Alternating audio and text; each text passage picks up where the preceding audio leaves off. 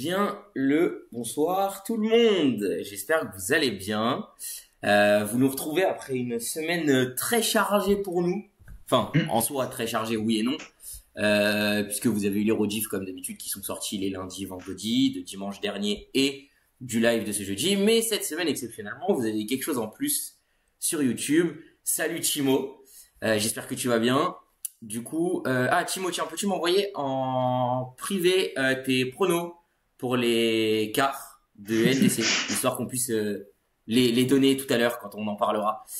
Mais du coup, oui, donc cette semaine, il y a eu quelque chose de nouveau, puisque vous avez eu un vlog.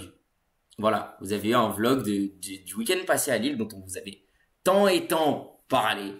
Voilà. Mais donc très très bonne semaine. Et puis bah là ce soir vous me retrouvez avec mon cher compère, cette fois-ci non pas Timo mais l'autre nom qui finit en O, Nico. Voilà, comment vas-tu Nico? Eh ben écoute, ça va très bien. Je suis très content, comme d'hab, d'être là. Je suis pas très original dans mes intros. J'aime bien être dans ma zone de confort, voilà. Donc j'en sors pas. Je suis comme d'hab très content d'être ici, très content de pouvoir parler football pendant à peu près une heure et demie avec toi. C'est toujours un C'est plaisir. Et ça. on peut en parler. Hein. Tu voulais en parler avant. Je me suis adapté. On va parler d'adaptation aujourd'hui, je pense. Je me suis adapté en mettant l'accoutrement adéquat. Voilà. Et oui, vous l'avez vu, on s'est accordé sur les maillots. Alors moi je suis supporter, il m'a soutenu aujourd'hui, hein. Ici ça supporte un club qui on va peut-être exagérer un peu les termes, mais qui pourrait disparaître malheureusement. Donc voilà, mais en tout cas ouais, on porte le même maillot, très en lien avec le thème de soir comme vous le voyez dans l'overlay, hein. Ligue des Champions, preview et prono des quarts de finale, ça colle parfaitement au thème. Voilà. Écoute, je vais te laisser énoncer peut-être le programme du soir. Et puis voilà. Et bah oui, écoute, comme tu viens d'expliquer, on va faire les pronos des quatre quarts de finale qu'on a à voir. Donc Mhm. quatre affiches vraiment qui pour moi sont très belles et Oui, qu'on aura l'occasion d'énumérer plus tard et d'analyser aussi plus tard. On donnera bien nos sûr. pronos, celui qu'on voit passer, un peu la perspective de demi-finale en question. Ensuite, Ouais, on partira un peu sur l'Europa League aussi, parce que là, il y a là aussi, pardon, quatre très belles affiches, exactement. malgré que ce soit un peu moins, et on parlera enfin de l'événement qui agite un peu ce dimanche sur la planète foot en France. On parlera un tout petit peu de la Kings League, on donnera notre avis, Bien sûr. etc. sur cette belle compétition qui arrive en France. Et en parallèle, on a le derby de Manchester, auquel on assiste. Je pense que tu es devant aussi, hein, donc on donnera les Bien dernières évidemment. infos du match. Multi-Ligue 1 aussi en ce moment qu'on pourra pas débriefer, mais dont on pourra donner les dernières nouvelles. Voilà. Avec grand plaisir. Et bah, je te propose sans plus tarder qu'on enclenche. Pour une fois qu'on n'est pas trop long sur la phase d'intro, hein. Pour une fois qu'on est efficace, je te propose qu'on enclenche sans plus tarder. Qu'est-ce que tu dirais de commencer par peut-être l'affiche pour moi la plus déséquilibrée si on me demande sur le papier, de commencer peut-être par Barcelone-Dortmund. Eh ben écoute, oui, on va commencer par ça. C'est ce qu'on s'était dit, c'est ce qu'on s'était dit avant. Donc on va pouvoir démarrer. Moi, je trouve que honnêtement, je suis pas sûr que ce soit la plus déséquilibrée. Alors sur le papier, oui. Je pense que dans les faits sur le terrain, ce sera peut-être pas le cas parce C'est que vrai. même si le Barça, on sait, c'est peut-être la meilleure équipe d'Europe en ce moment, celle qui est le plus en forme, la plus en forme, pardon, malgré le nul face au Betis hier soir. Oui, Je pense qu'ils avaient déjà un peu la tête au match de mercredi et avec la défaite du Real, ils se sont peut-être un peu comment dire, ils ont pas, je pense, abordé ce match face au Betis de la meilleure des manières.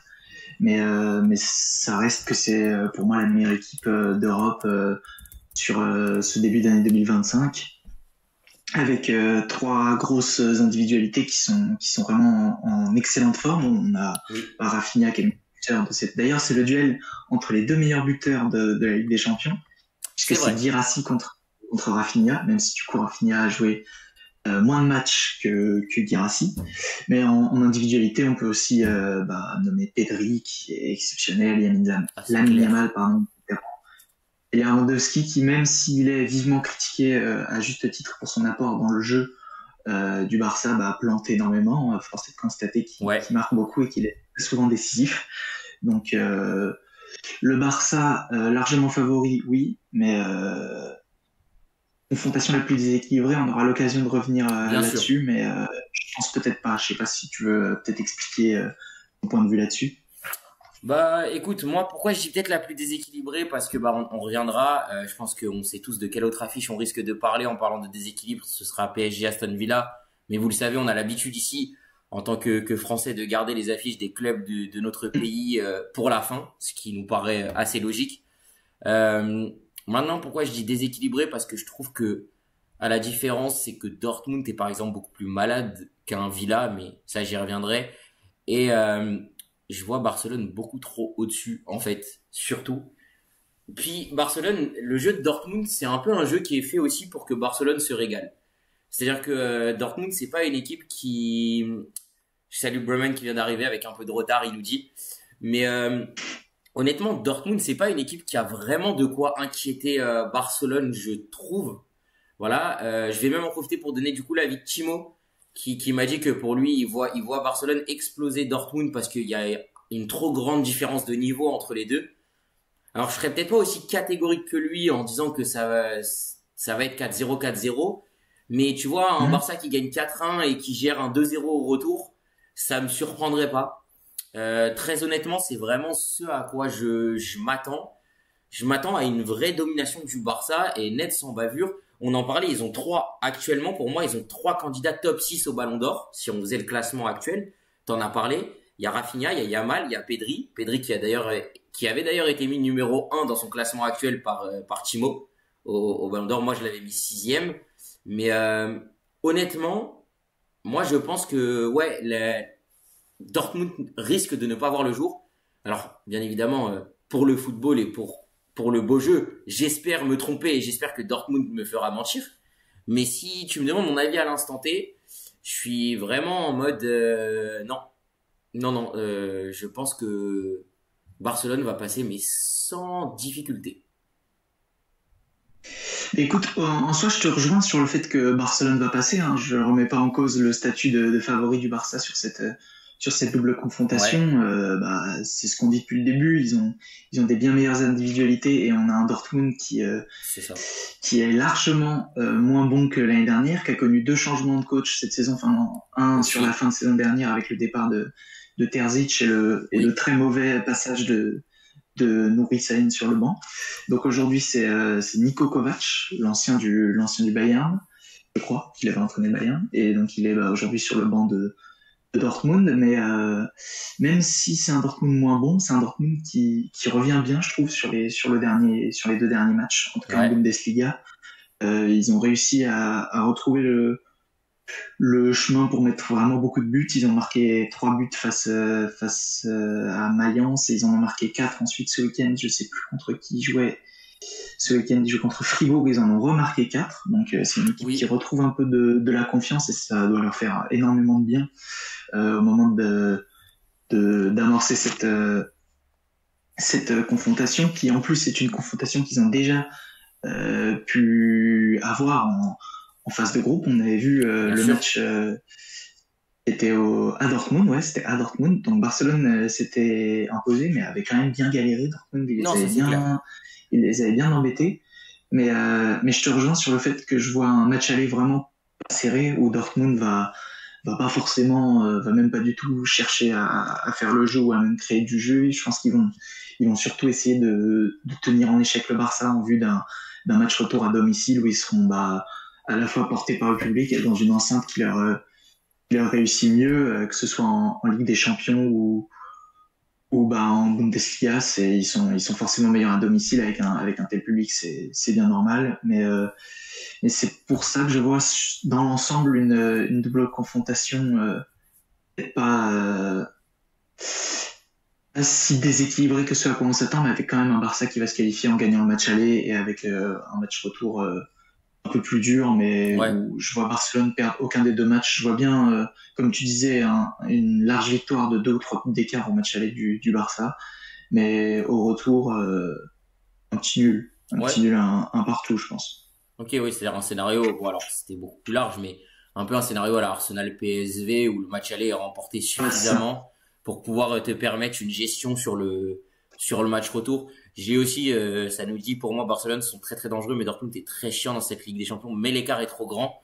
Bah, c'est un peu moi mon point de vue et je pense que tu es un peu du même avis, c'est que ouais Dortmund revient bien. Dortmund ça peut peut-être être intéressant pour eux, mais il y a trop d'écart de niveau. Dortmund aurait joué peut-être une autre équipe restante. J'aurais peut-être dit pourquoi pas. Un peu comme ce qu'ils ont fait contre Lille. C'est-à-dire que tu les voyais pas forcément sortir Lille. Mais malgré tout, ils l'ont fait parce que c'est toujours une équipe chiante. Là, j'avoue que, ah, moi, j'ai du mal vraiment à les voir faire quoi que ce soit pour espérer passer. Bah, en vrai, c'est un peu ce qu'on disait, c'est un peu ce qui se disait en vue du huitième de finale. Bah, Dortmund n'est pas au niveau que Paris avait avant d'affronter Liverpool, hein. Mais c'est un peu ce qu'on se disait avant Paris-Liverpool, c'est que c'est une équipe qui revient bien, qui est meilleure qu'au début de saison, mais qui a juste bah, pas de chance de tomber sur un des deux meilleurs de cette Ligue des Champions. Donc bon, Paris au final a réussi à se qualifier malgré le fait d'affronter l'équipe qui était unanimement considérée comme le meilleur d'Europe, je pense, sur le début de saison face à Liverpool. Là, c'est vrai que ça va être très compliqué pour Dortmund, qui, par contre, je pense, s'ils étaient tombés sur une équipe comme Arsenal ou comme le Bayern, Bien aurait sûr. largement eu sa carte à jouer. Mais oui, je pense que dans l'ensemble, on se rejoint sur le fait que Barcelone est largement favori et va passer sans Bien trop de sûr. difficultés. C'était ce que je disais depuis le début, c'était juste pour un peu nuancer le fait que tu dises que ce soit la plus déséquilibrée, puisque je reviendrai là-dessus plus tard, mais je suis pas forcément d'accord là-dessus. Moi, j'ai exprimé parce que pour moi, c'est l'inverse de ce qu'on a un peu dit, c'est que c'est pas la plus déséquilibrée sur le papier, mais ce sera la plus déséquilibrée dans le jeu. Parce que moi, je mets une nuance, c'est qu'on a dit que Dortmund revenait bien, mais ça fait seulement allez, 2 semaines, alors que le PSG, ça faisait 1 mois et demi, même 2 mois C'est déjà. ça. Donc, quand ça fait 2 mois que t'es vraiment à ton meilleur niveau, on va dire que tu peux te permettre d'avoir de l'espoir quand tu fais partie toi aussi du top 3 des meilleures équipes d'Europe et que t'affrontes l'une des deux meilleures. Tu as le droit de te dire, bon, là, il y a de quoi faire. Dortmund actuellement ils font pas partie pour moi du top 10 des meilleures équipes d'Europe actuellement, c'est-à-dire qu'il y a des équipes qui sont éliminées qui ne sont plus en Ligue des Champions qui pour moi sont meilleures actuellement. Donc du coup si on se base là-dessus, je comprends le sens de la comparaison, mais l'échantillon sur lequel on se base pour Dortmund est beaucoup plus faible que l'échantillon du PSG et le niveau même atteint maximum par Dortmund actuel n'atteint pas le niveau du PSG avant Liverpool. Donc c'est pour ça que Oui, oui, non, mais oui. si je remets, et c'est ce que tu as très bien dit après, c'est que si je remets, il y a quand même, il doit y avoir un monde sur 12 000 dans lequel Dortmund se qualifie, quoi. Après, je comparais pas non plus, enfin, je comparais surtout au niveau du contexte, pas au niveau Oui, du jeu. Quand je parlais de Paris contre Liverpool, c'était plus pour le contexte, pour dire que c'est vraiment, bah, ils ont pas de bien chance de sûr. jouer le Barça, quoi, parce que je pense que face à une autre équipe, ils auraient pu être plus chiants. On les a vus bah, face à Lille, qui était une équipe de top 8 quand même. Donc c'était, si on se fie au classement, Lille était favori dans cette double confrontation. Au final, Oui, c'est Dortmund qui a gagné comme souvent face aux clubs français en Coupe d'Europe. malheureusement. Souvent, les clubs français se font avoir dire à l'expérience où ils se sont fait dominer même à Lille et que dans l'ensemble sur les deux confrontations c'était mérité, mais en tout cas moi je trouve que ça va être je pense des très beaux matchs, surtout l'aller où le Barça aura beaucoup le ballon. Le match retour, s'il y a ce qu'on waouh, pardon, s'il y a ce qu'on pense qui se produira, voilà, s'il y a ce qu'on pense qui se produira au match aller, le match retour sera forcément moins spectaculaire et il y aura forcément moins de choses à en tirer. Mais en tout cas, j'ai très hâte du match aller et de voir ce que Dortmund va mettre en place pour essayer de contrer le Barça. Très bien.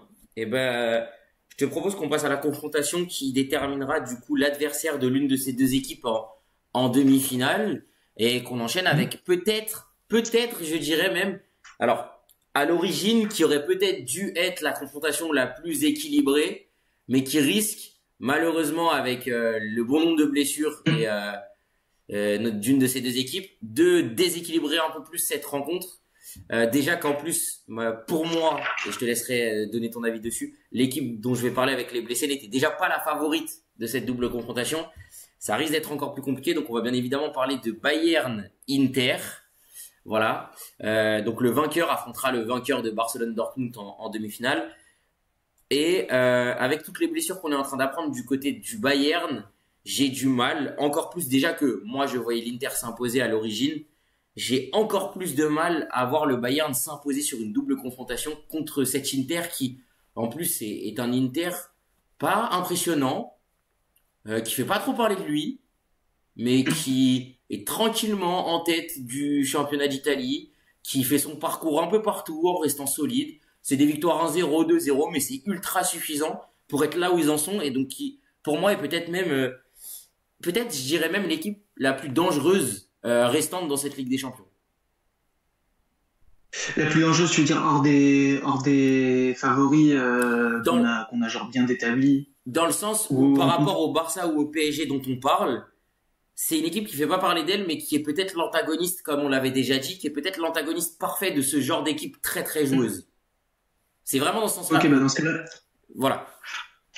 je te rejoins complètement sur ce que tu disais. Les blessures du côté du Bayern, effectivement, moi au début j'aurais plutôt mis le Bayern en favori de cette double confrontation. Je serais plus parti sur une qualification du Bayern. Mais c'est vrai que les blessures, je vais les rappeler, je les ai notées. Il y a Upamecano, Jonathan Davis, Alphonso Davis, pardon. Oui, Jonathan David, Oui, à c'est Lille. ça, c'est à Lille. C'est à Lille. Et Ito, qui donc vont tous les trois manquer jusqu'à la fin de la saison. Eux, c'est saison terminée. Davis, il s'est carrément fait les croisés, le pauvre. Oui, Là, ce week-end, on a appris la blessure de Moussiala pour plusieurs semaines, donc il va manquer le match aller et le retour. Il y a Pavlovic qui est incertain au milieu de terrain pour le match aller et du coup ouais. potentiellement pour le match retour. Et il y a aussi potentiellement Manuel Neuer qui pourrait manquer au moins le match aller. Là, j'ai la compo probable du Bayern sous les yeux. La défense, ce serait alors Urbi Gokage, Oh, que je dois avouer, je ne connais pas. Leimer, Kim Min-jae, Eric Dyer et Stanisic. Donc c'est pas une défense qui est très rassurante, surtout quand on connaît la force offensive de l'Inter avec les deux pistons Di Marco et c'est Dumfries clair. qui font vraiment une excellente saison. Et les deux de devant, Marcus Thuram qui est excellent à la réception des centres des deux pistons et Lautaro Martinez qui sait un peu tout faire et qui est un finisseur magnifique. Ah bah c'est sûr. Donc, avec toutes les absences qu'il y a, moi je vois quand même maintenant l'Inter en tant que favori. Et là-dessus, il y a Timo qui nous rejoint. Et alors Timo, il me rejoint un peu plus moi que toi, parce que toi tu voyais déjà de base le Bayern. Euh, Timo, il dit l'Inter va passer. C'est un des plus gros points à gratter et c'est peut-être le favori sous-côté de la compétition justement, parce qu'il souligne comme nous trop de blessures côté allemand et côté Munich, qui fait que là il y a un peu moins de débat. Je dis en plus que Harry Kane il y a la cheville, donc quand je crois que même ton buteur il est blessé, bon, comment dire, euh, la malédiction d'Harry Kane est beaucoup trop forte pour le Bayern. Voilà, on va le dire franchement, hein, peut-être qu'ils vont quand même réussir à prendre le championnat. Mais même le championnat, c'est même pas sûr pour eux. Donc, Voilà, ils sont, ouais. très honnêtement, quand on voit la manière dont ça revient, voilà, je lis déjà, ça arrive directement, ça met un petit message PSG Inter la finale. On en parlera après. Mais ouais, très très honnêtement, j'ai du mal à imaginer un peu comme pour Dortmund finalement. Alors pas avec le même écart de niveau, mais j'ai du mal à voir un monde dans lequel le Bayern réussit à se qualifier, surtout avec autant de blessés. Un Bayern au complet, j'aurais été plus mitigé, même si j'aurais quand même dit l'Inter.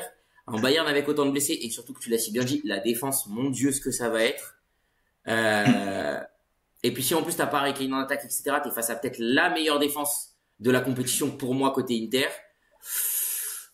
Honnêtement, il va falloir s'accrocher pour le Bayern pour essayer de passer. Alors pour le coup, moi si je les avais en tant que favoris avant toutes les blessures, c'est parce que quand même On parle de l'Inter comme la meilleure défense, mais le Bayern, c'est peut-être l'équipe qui... Alors, je sais pas si c'est l'équipe qui a mis le plus de buts, mais en tout cas, c'est l'équipe qui, des matchs que j'ai vus, arrive le plus à se créer d'occasions, notamment grâce à Michael Olise qui est énorme et qui, Bien je sûr. pense, en vue de la blessure de Jamal Musiala dont on parlait juste avant, je pense qu'il va être repositionné dans l'axe, donc il va avoir un rôle encore plus important que Ouais, sur les matchs précédents. Et je pense que si le Bayern a une carte à jouer, ça passera largement par lui et par ses capacités à la fois de création, que ce soit pour lui-même ou pour les autres, et puis même par les coups de pied arrêtés qui tirent très très bien. Et là, j'ai la compo toujours probable sous les yeux, et normalement Harry Kane devrait jouer d'accord. de ce que je vois, et il sera accompagné du coup de Olise, Gnabry et Sané normalement. Donc bon, Sané qui pour le coup contraste un peu avec Olise, je le trouve assez irrégulier, Leroy Sané. Il a vraiment des soucis de finition qui sont assez criants, ça fait déjà quelques années. Et dans un match comme ça, face à, comme tu disais plutôt, la meilleure défense d'Europe, limite, face à l'Inter, c'est quelque chose qui sera ultra punitif. Ils n'auront pas le droit de manquer leurs occasions. Donc là-dessus, on peut faire confiance à Harry Kane et Olise, un peu moins à Leroy Sané et Serge Gnabry. Donc c'est à voir qui aura les occasions du côté du Bien Bayern. sûr. Pour moi, ils font partie, les deux joueurs que tu as cités font partie des facteurs X, entre guillemets, dans le sens où si eux sont à leur meilleur niveau, le Bayern pourra se permettre d'espérer. Mais malheureusement, je trouve que il y a comment ça s'appelle, on a un Inter qui va être trop solide et qui va. Alors l'aller, si je me trompe pas, il est à Munich ou c'est l'inverse? C'est l'aller à Munich et le retour Ouais. à l'Inter. Ouais. Donc là-dessus, l'Inter a l'avantage. Et en fait, moi, je vois bien l'Inter déjà s'imposer à Munich 2-1 et gérer au retour en remportant le match 2-0. Donc en fait, deux victoires pas forcément flamboyantes même au niveau du score. Je serais même pas choqué de 2-1-0, tu vois. Mais moi, je vois vraiment un Inter suffisamment efficace qui aura peut-être pas 45 occasions, mais qu'on aura un peu moins d'une dizaine, aux alentours d'une dizaine, qui aura suffisamment de choses à faire. Donc honnêtement, ouais, je vois vraiment l'Inter l'emporter. Alors pas tranquillement, mais sereinement. Et écoute, je te rejoins complètement sur ton prono. Je vois l'Inter aussi s'imposer. Peut-être pas à l'aller, où je pense que le but, ça va vraiment être de pas faire de conneries et de pas se mettre en danger en vue Ouais, du match retour. bien sûr. Puisqu'ils seront à domicile et ils auront, comme on dit, avec tous les blessés qu'il y a du côté Bayern, ça va peut-être un peu fatigué, etc. Avec l'enchaînement des matchs, le match retour, l'Inter a vraiment l'ascendant. Mais je les vois pas non plus mettre une vraie raclée au Bayern, malgré la Non. friabilité de leur défense. L'Inter, c'est une équipe, comme tu disais au début, qui gagne beaucoup de matchs, mais qui marque pas forcément énormément de buts. On l'a vu par exemple face à Feyenoord, où je les vois en fait faire pareil que ce qu'ils ont fait face à ces fous je trouve ça fou de dire ça, mais je pense qu'ils vont faire pareil que ce qu'ils ont fait face à Ouais, Feyenoord, face au Bayern. Ils vont gagner le premier match, ils vont gagner ensuite le deuxième. Je vois bien 1-0 et ensuite au retour un 2-0 carrément avec le Bayern qui à la fin va essayer de tout faire pour de vraiment jeter toutes les armes qu'ils ont pour essayer de revenir et s'en prendre un deuxième au match retour. bien Du coup, ça sûr. fera 3-0 sur le cumul pour moi. Ok, très bien. Ouais, donc ça me surprend pas. On est globalement d'accord et ça va nous permettre de parler un peu rapidement du coup de la potentielle confrontation qu'on voit. Donc on est en accord déjà dessus et ça c'est pas mal. Du coup Timo est également en accord avec nous puisque lui aussi voit Barcelone et l'Inter s'imposer dans leurs confrontations respectives. Ce qui veut dire qu'on aurait une potentielle demi-finale Barcelone-Inter pour se jouer la fameuse place en finale de ce côté-là. Eh bien, je ne sais pas si là, par contre, on sera en accord sur l'équipe que l'on voit en finale. Je te propose de commencer. Mais écoute, moi, ce que je disais sur la confrontation d'avant, c'est que le Barça, pour moi, est la meilleure équipe d'Europe en ce moment, Ouais, à la meilleure forme, et est pour l'instant mon favori. en amont de ces quarts de finale. Mais je pense que s'il y a une équipe qui peut, je les mettrais favoris face au PSG, par exemple, le Barça. Ouais. S'il y a une équipe qui peut les faire chier, c'est l'Inter parce que c'est vraiment une opposition de style, pardon. C'est comme tu disais un peu l'antagoniste qui peut aller faire chier n'importe quel favori. Ouais. Et je pense que s'il y a une équipe qui peut sortir le Barça sur une confrontation aller-retour, c'est bien l'Inter. Mais après, comme je disais, je vois quand même dans les perspectives d'une demi-finale qui opposerait ces deux équipes, je vois quand même le Barça gagner parce qu'ils sont au-dessus techniquement, ils sont au-dessus en termes d'individualité, et qu'en plus maintenant ils ont un Szczęsny qui en Ligue des Champions est en grande forme, on l'a vu en huitième de finale, et ils auront quoi répondre à l'attaque de l'Inter dont on faisait les louanges il y a quelques minutes. Voilà. Très bien. Et ben c'est là où nous allons avoir notre premier désaccord du soir, parce que moi je dis que c'est l'antagoniste parfait sur une double confrontation. Si le match était joué en un match, je pense que j'aurais mis Barcelone vainqueur de cette confrontation contre l'Inter, parce que la folie du Barça, la folie du jeu fait que sur un match, tu as largement de quoi inquiéter ce genre d'équipe. Maintenant, sur deux matchs, moi, comme on l'a dit jusque-là, je trouve que l'Inter est beaucoup trop solide. Pour marquer un but déjà à l'Inter, c'est pas facile. Tu peux être la meilleure attaque, ça sera quand même compliqué. Je ne sais pas dans quel ordre se joueront les matchs, mais je vois bien, par exemple, alors on en reparlera forcément quand on basculera sur les demi-finales, une fois les quarts de finale passés, hein. Mais j'imagine bien un Inter peut-être remporter le premier match et faire match nul au retour, histoire de gérer un 1-0 et tu finis au retour avec un 1 partout. Parce que souvent les grandes affiches comme ça, c'est des affiches où tu t'attends à des buts et t'en as jamais beaucoup. Donc voilà, et en fait je vois l'Inter trop solide, et notamment par rapport à son facteur X, qui est pour moi le meilleur joueur de cette équipe de l'Inter, qui est Nicolo Barella, et qui a toutes ses cartes à jouer, parce que on n'en parle pas dans la course au Ballon d'Or, etc. Parce que l'Inter, comme j'ai souligné, c'est pas une équipe dont on parle beaucoup, mais c'est le type de joueur qui pour moi se démarque à l'Inter, et donc si l'Inter va loin, lui aussi aura une carte à jouer individuellement.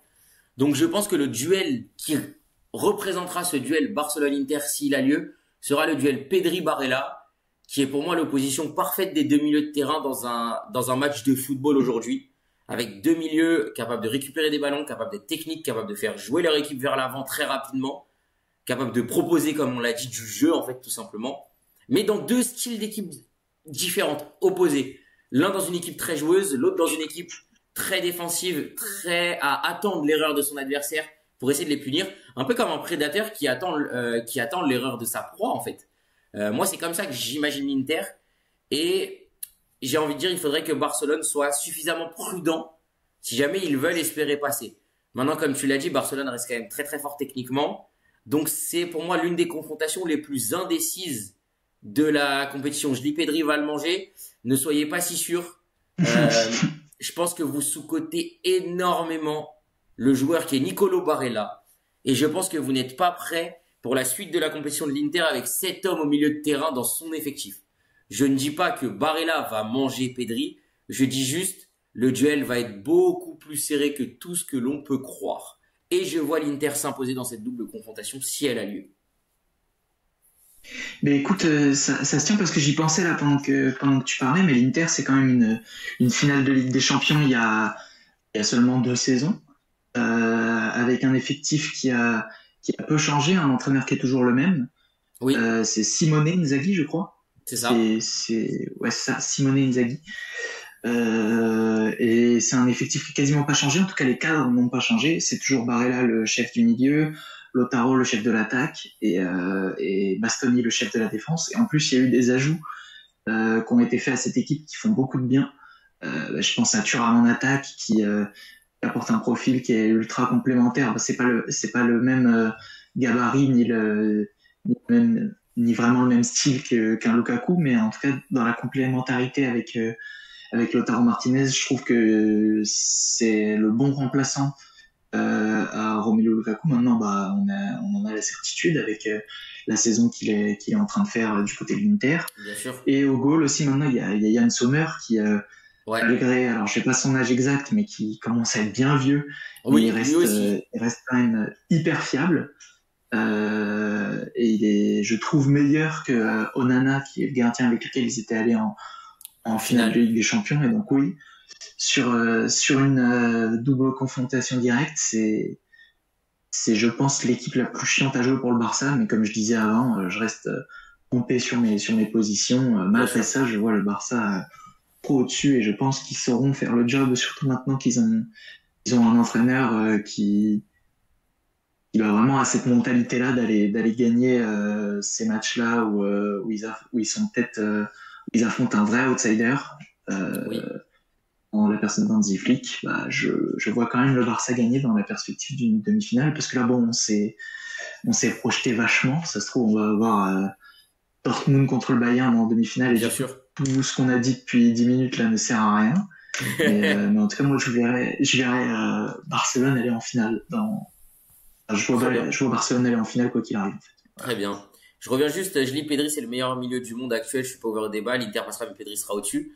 Alors, Pedri, c'est peut-être le meilleur milieu de terrain du monde à l'heure actuelle. Ça, je suis d'accord. Mais Barella, il est top 5 et pas 5e. Et je dirais même top 3 pour moi, des meilleurs milieux à l'heure actuelle.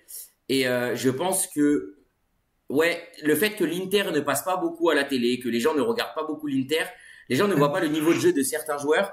La colonne vertébrale, Lautaro Martinez, Nicolo Barella, Bastoni, c'est peut-être l'une des colonnes vertébrales les plus solides d'Europe, si ce n'est pour moi la plus solide d'Europe quand on prend juste un joueur par ligne.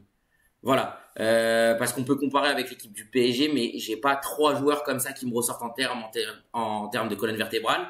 Barcelone, c'est pareil. Pour moi, les trois joueurs qui servent de colonne vertébrale, il n'y a pas de défenseur dedans, c'est plus le trio dont on a parlé depuis très longtemps. Lamine Yamal, Rafinha, Pedri, donc c'est un trio qui est très très offensif quand même. Donc là, on est quand même sur une équipe qui a un mètre à jouer véritable sur chaque ligne et qui a de quoi faire sur chaque ligne. Et surtout que tu l'as très bien souligné, c'est que Lautaro, ben, avec Marcus, c'est exceptionnel. Alors je lis la colonne vertébrale Dembélé, Vitinha, Pacho, j'entends, Ah, mais c'est moins clair quand même. voilà, c'est moins clair parce que Pacho, ça je suis plutôt d'accord. Dembélé aussi. Vitinha, quand on voit les matchs des fois, c'est pas forcément lui le meilleur. C'est plus dans ce sens-là que je veux dire. Enfin, c'est un peu moins clair. Et même Dembélé devant, ça va aussi dépendre des matchs. Donc en soi, j'entends, parce qu'on pourrait mettre Gvara dans la... Voilà, Gvara ou Neves. Donc c'est ce que je dis. Quand je dis ça, c'est surtout que elle est légèrement moins claire, la colonne vertébrale du côté du PSG par rapport à... Elle est clairement définie. Le seul qui, à la rigueur, pourrait changer, mais ce sera pas dans les années tout de suite, ce sera dans les années à venir, ça serait Thuram qui s'imposerait en tant que leader de l'attaque devant Lautaro Martinez. Mais à l'instant Oh, je T, pense pas quand même. je pense pas, mais je serais pas surpris non plus. Maintenant, la colonne, elle est trop définie. Et pour moi, c'est ce qui va jouer en la faveur de l'Inter contre le Barça. C'est dans le sens où cette Inter, c'est une équipe, déjà, parce qu'il faut pas l'oublier que ça a une cohésion. C'est très structuré. C'est un vrai bloc équipe que tu affrontes quand tu les joues. Et en plus de ça, ça a en parallèle des leaders très bien définis. Donc je pense que honnêtement, l'Inter s'imposera grâce à ça. Ça se jouera à des détails si jamais cette confrontation a lieu. Bah écoute, oui, je pense que pour revenir sur ce que tu disais sur le fait que l'Inter soit sous-coté, ce qui fait que c'est le cas, c'est déjà que bah il y a très peu de matchs. Enfin, les matchs sont sur l'équipe. Faut être abonné à l'équipe, regarder les matchs sur leur site, donc c'est toujours un peu contraignant de regarder comme ça. Tu peux pas regarder par Oui, exemple sur ta télé ou quoi. bien sûr. Euh, donc c'est tout de suite plus embêtant à regarder. Et puis même en Ligue des Champions, il n'y a pas eu d'opposition hyper. Enfin, si il y a eu le match face à City et le match face à Arsenal, mais hors de ça, il n'y a pas eu de réelles oppositions où on se dit ah je vais me brancher sur l'Inter ce soir. Enfin Non, même c'est leur sûr. huitième de finale, ils jouent Feyenoord. Moi, désolé, mais je les ai pas regardés les matchs hein, parce que je me doutais que ça allait se passer comme ça s'est passé. Et du coup, je pense que ça contribue aussi au fait que l'Inter soit assez sous-coté. Ouais. Non, mais c'est clair. Et très honnêtement, bon, en tout cas, ça sera une belle affiche qu'on aura. Par contre, elle sera peu prolifique en termes de buts, de mon point de vue, si elle a lieu. Parce que comme on l'a souligné, je pense qu'on aura surtout un duel tactique plus que footballistique. En tout cas, technique, Et puis je même dans parle. l'intensité, ouais, tout ça. C'est Ce ça. sera pas forcément, ouais, ça. Ce Exactement. sera, je pense, à l'équipe qui en met le plus, plutôt qu'à l'équipe qui Exactement. domine vraiment dans le jeu. Voilà. Exactement. Bah écoute, je te propose qu'on enchaîne avec pareil une autre grosse affiche qui nous attend et qui est du coup cette affiche du match entre Arsenal et le Real Madrid. Donc le Real Madrid, l'éternel méchant de cette compétition, contre une équipe qui propose quelque chose de magnifique en termes de football depuis à peu près 2 ans, même peut-être je dirais un peu plus. Voilà, cette équipe qui est malheureusement l'éternel second en Angleterre en ce moment. Que ça soit City, que ça soit Liverpool en championnat, ça n'arrive pas à s'imposer. Mais par contre, ça a pour moi une belle carte à jouer en Ligue des Champions, même si c'est le Real en face. Mais je te laisse me donner ton avis dessus. Ah oui, je suis désolé, j'étais un peu autre part parce que Il n'y a pas de là, il y a une souci. bagarre dans le match de Strasbourg. En tant que fan strasbourgeois, j'ai un peu peur de ce qui va se passer. Là. Je pense on va avoir un penalty contre nous. Mais du coup, tu disais, j'ai quand même pu écouter. Hein, tu disais Bien sûr. que Arsenal, ça montre de très belles choses depuis 2 ans. C'est vrai, mais un peu moins cette année quand même. Je trouve Oui, que c'est une opposition où les deux équipes ont beaucoup à perdre puisque elles sont assez décevantes sur cette saison et puis plus précisément ces derniers temps, avec un Arsenal qu'on attendait à faire, ça y est, enfin, une vraie course au titre jusqu'au bout en bien Angleterre. Et au sûr. final, c'est pas vraiment le cas. Ils ont 11 points de retard, 11 ou 9, je sais plus. Je crois que c'est 11. Ils ont 11 points de retard sur Liverpool au final, donc ils sont pas vraiment dedans. Et puis le Real avec leur recrutement, bah, surtout avec Kylian Mbappé, on s'attendait à les voir rouler sur l'Europe et sur l'Espagne. Au final, c'est pas le cas. Ils auraient Non, pu, c'est clair. ils sont quand même à 4 points du Barça en Liga. En Ligue des Champions, ils ont failli prendre la porte. Il y en a certains qui pensent qu'ils auraient dû. Moi, je suis plutôt de cet avis-là. Au vu du match retour, l'Atlético méritait de se qualifier. Et même au vu de la double confrontation, hein, l'Atlético aurait dû se qualifier. C'est sûr. Mais du coup, oui, c'est un match où les deux équipes vont jouer, je pense, carrément leur saison dessus, parce que euh, le Arsenal est en lice plus qu'ici, même s'il va falloir garder la place qualificative pour la Ligue des Champions. Et le Real semble avoir un peu perdu le pied dans la course au titre en Espagne. Et je pense que c'est pas un titre en Coupe du Roi qui va rattraper ça. Donc Ouais. cette confrontation, elle est essentielle pour elle définira en fait si ces deux clubs ont réussi leur saison ou non, je pense. Oui, c'est clair. Surtout que je lis dans le chat. Alors, ça nous dit le Real a toujours cette baraka et les individualités sont toujours horribles, alors qu'Arsenal, malheureusement, choque trop dans les moments décisifs. Malgré que collectivement, le Real est nul.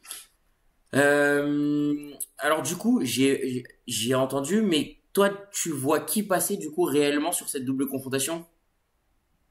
Oui, c'est vrai que je l'ai pas dit. Bah, honnêtement, c'est peut-être pour moi la confrontation la plus serrée, du coup, parce qu'à Oui, la base, je partais sur Bayern Inter, moi mais au aussi. final, pas trop. Au final, c'est peut-être celle-là qui va être la plus difficile, parce que on a une équipe d'Arsenal qui a perdu cette semaine Gabriel, qui Oui, l'année dernière, pour le coup, c'était plutôt lui le second dans la hiérarchie des défenseurs, on va dire, dans l'imaginaire qu'on se faisait de la défense d'Arsenal, c'était un peu le lieutenant, on va dire, de Saliba. Là, cette année, c'était plutôt l'inverse. J'ai trouvé que c'était lui vraiment la pierre angulaire de cette c'est défense. ça. Et ça va faire très mal à Arsenal de le perdre. Mais je trouve que Arsenal a les clés pour contrer l'équipe du Real. Parce que l'équipe du Real, bah, c'est ce qui était dit dans le chat, ils s'en sortent grâce à des individualités alors que Strasbourg vient de gagner, il n'y a pas eu péno. Je crois qu'on a un peu volé le match, mais au moins on a gagné. Voilà, on se place quatrième, c'est pas mal. Ah bah c'est Donc clair. voilà, fini l'interlude Ligue 1. J'en étais où? Je me suis perdu. Non, du coup, tu disais que J'en étais ouais, où sur tu parlais des individualités du Real qui permettent souvent au ça? Real de se qualifier. Bah, les individualités pardon, du Real, je pense qu'elles seront bien contenues face à Arsenal parce que sur les côtés, bah, le Real va mettre sûrement Rodrigo et Vinicius, pardon.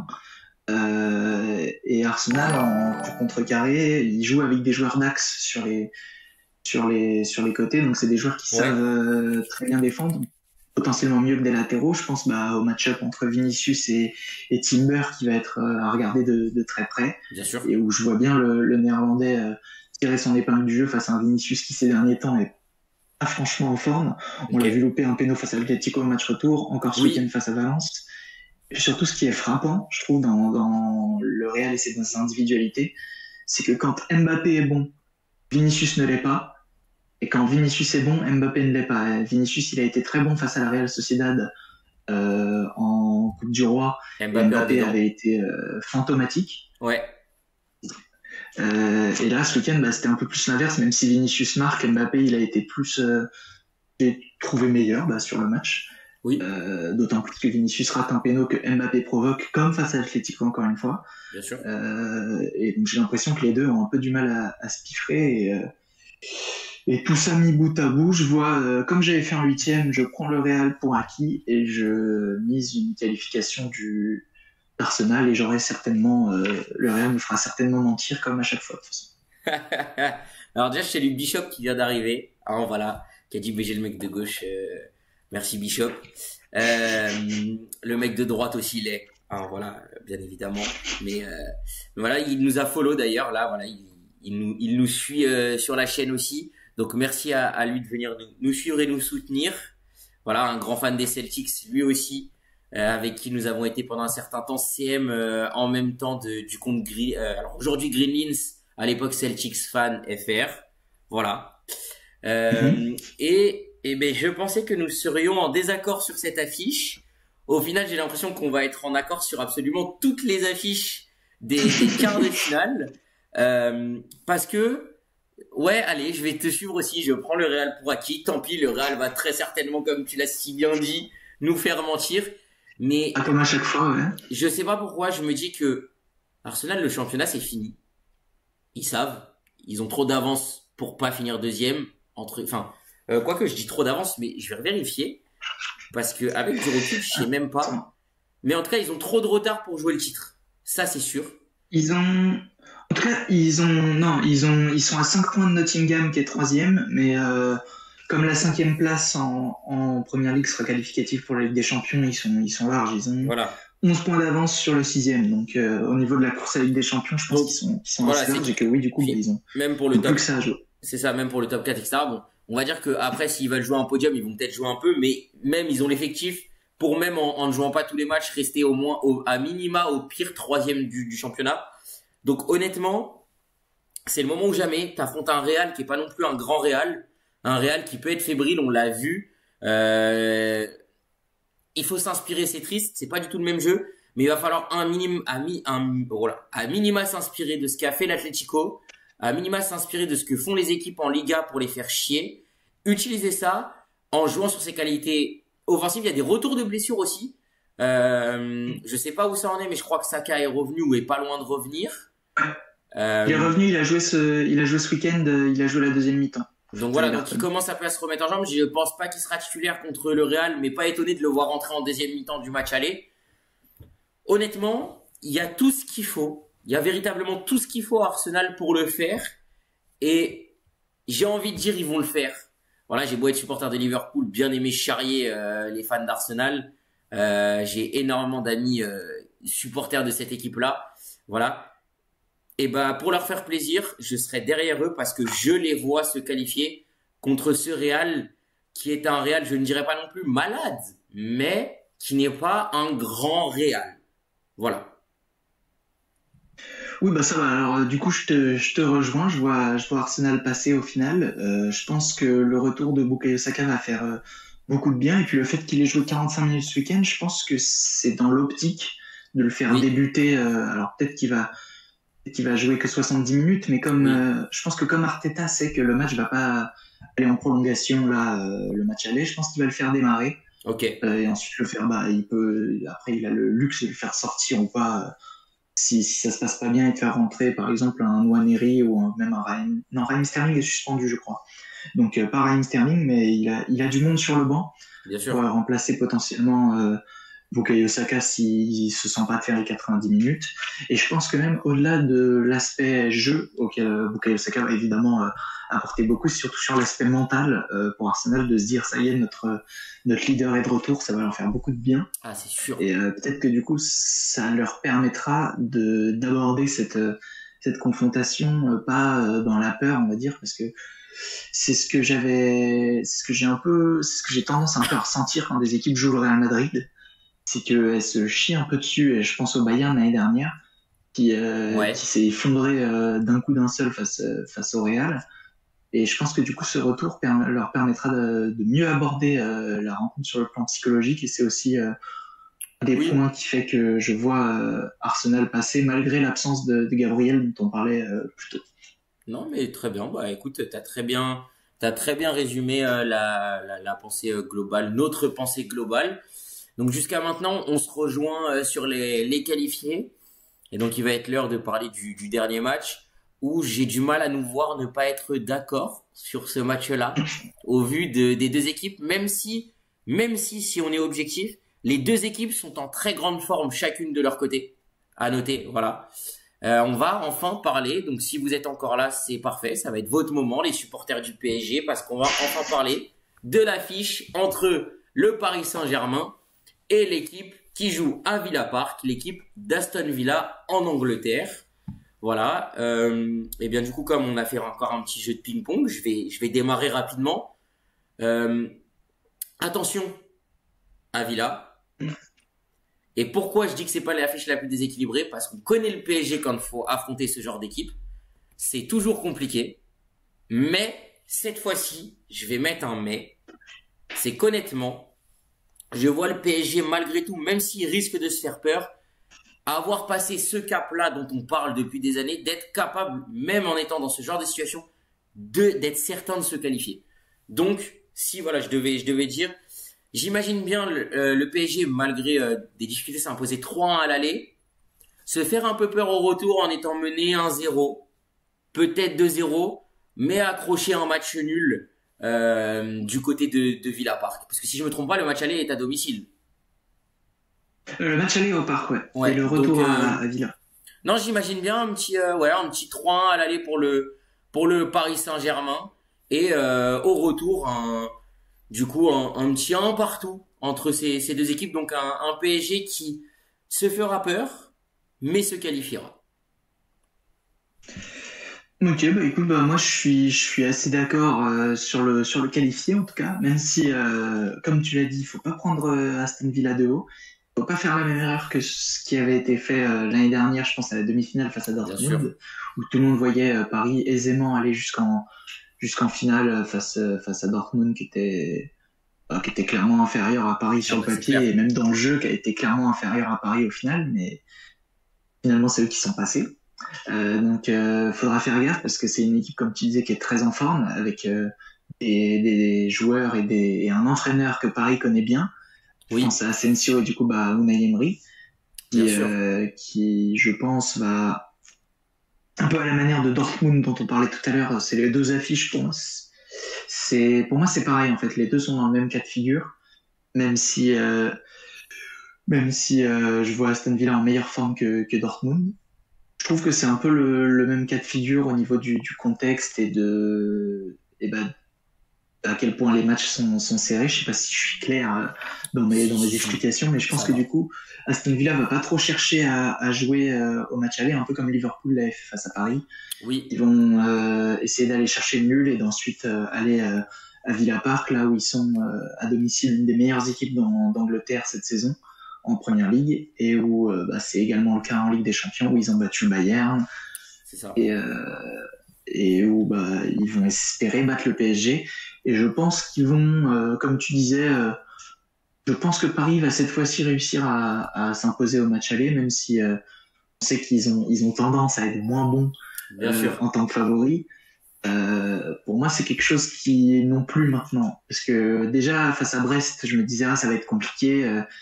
Ils vont peut-être un peu galérer, un peu se chier dessus. Au final, pas du tout. Ils gagnent 3-0 au match aller à l'extérieur et 7-0 au match retour. Donc c'était vraiment une oblitération totale.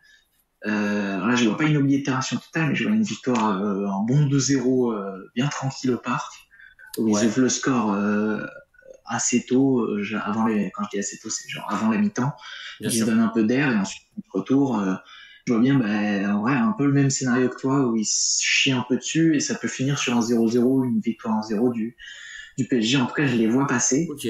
mais c'est ce que je vois, mais ça m'étonnerait pas qu'il y ait un accident de parcours qui ferait très mal, parce que là, par contre, s'ils perdent, pour le coup, ils viennent de sortir Liverpool, où Ah bah, s'ils avaient perdu, on n'aurait rien dit, personne n'aurait gueulé.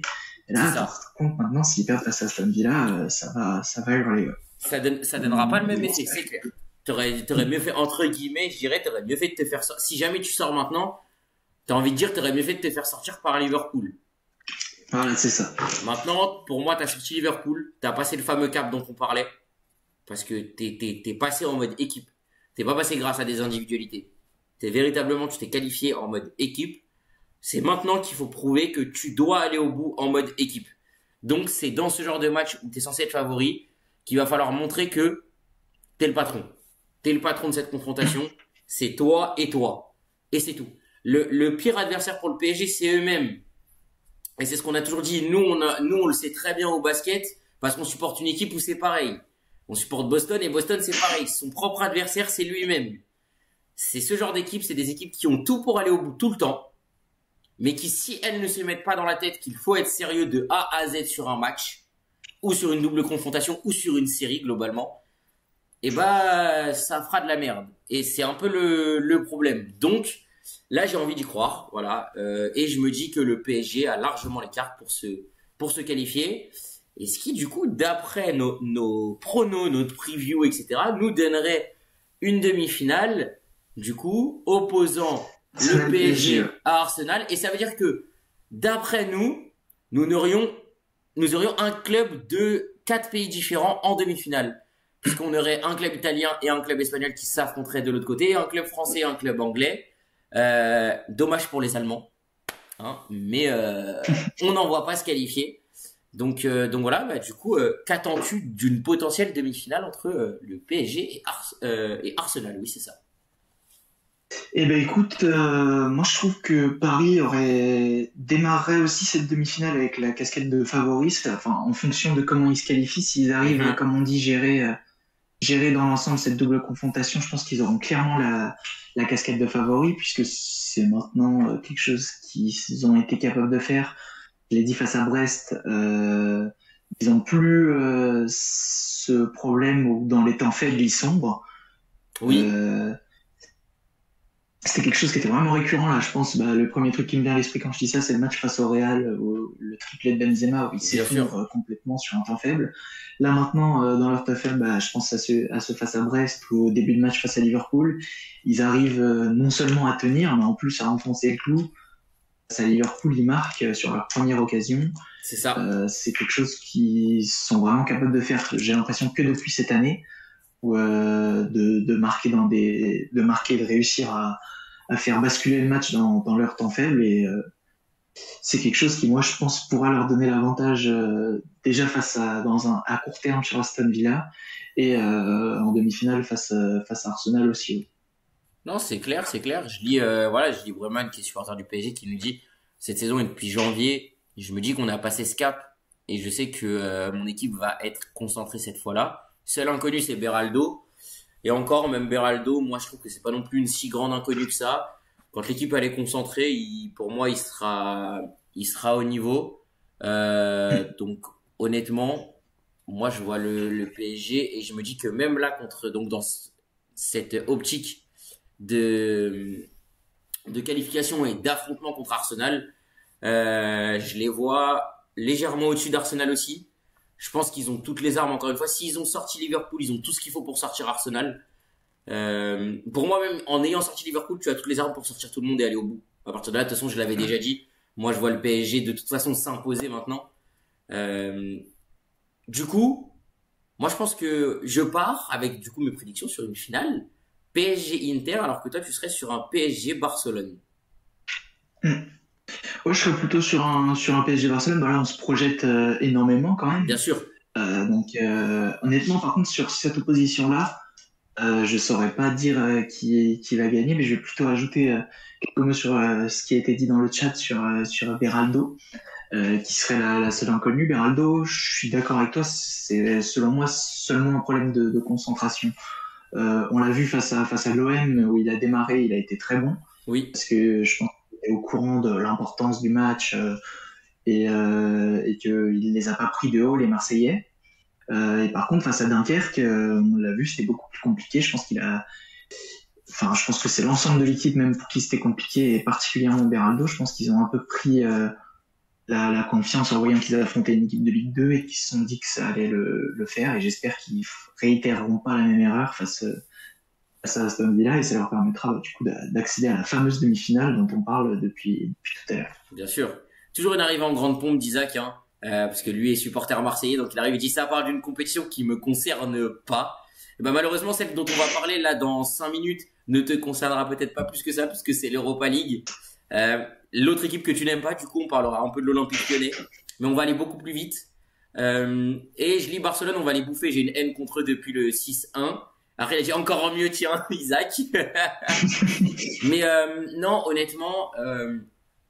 Et du coup, pour revenir, je vois, c'est ce que je disais, donc Paris-Inter en finale. Et moi, à l'inverse, c'est-à-dire que par rapport à un Paris-Barcelone où j'ai très peur du fait que Barcelone puisse surclasser le PSG, Paris-Inter, je disais que l'Inter était l'antagoniste parfait pour les équipes comme Paris et Barcelone, mais sur une double confrontation. La finale étant sur un match, je vois bien le PSG du coup aller remporter ce trophée contre cette équipe de l'Inter Milan, malgré tout ce que j'ai pu vendre de l'Inter.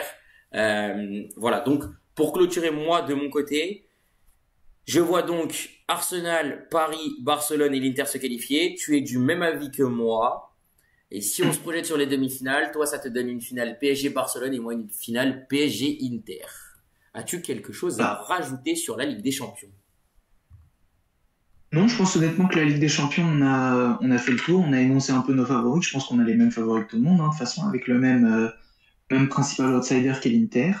Et bah, sinon, s'il fallait que je rajoute quelque chose, c'est que j'ai vraiment très hâte d'être à mardi pour assister au match, puisque honnêtement, il y en a aucun qui me hype moins qu'un autre. Oui, Et voilà, j'ai très hâte. Et c'est comme depuis le début de cette Ligue des Champions, je suis vraiment très très agréablement surpris du nouveau format et de comment tout ça se déroule. non, Voilà. c'est clair. Et ben, on peut finir sur juste, je pense qu'on en aura surpris plus d'un avec nos avis sur Arsenal Real, par contre.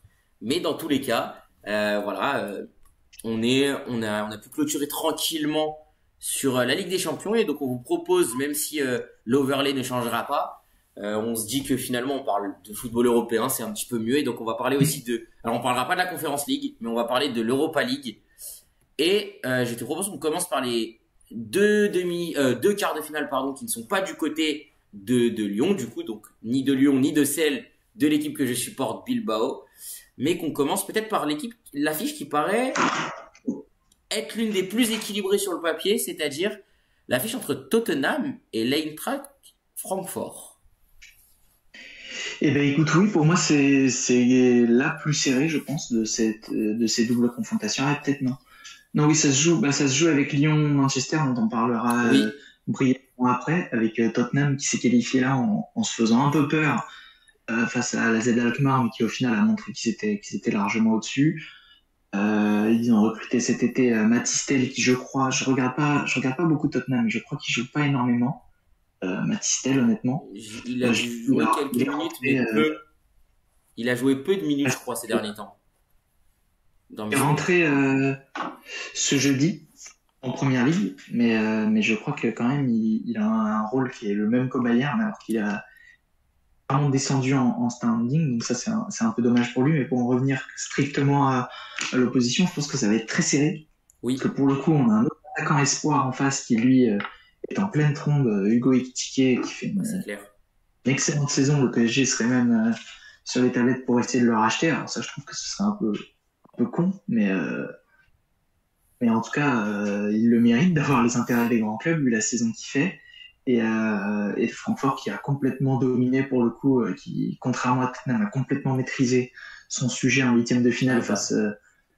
Ça, à l'Ajax, et du coup, je dirais que ça me choquerait pas du tout de voir Francfort créer peut-être la surprise. Je sais pas ce que t'en penses, mais en tout cas se qualifier à l'issue de cette confrontation face à Tottenham.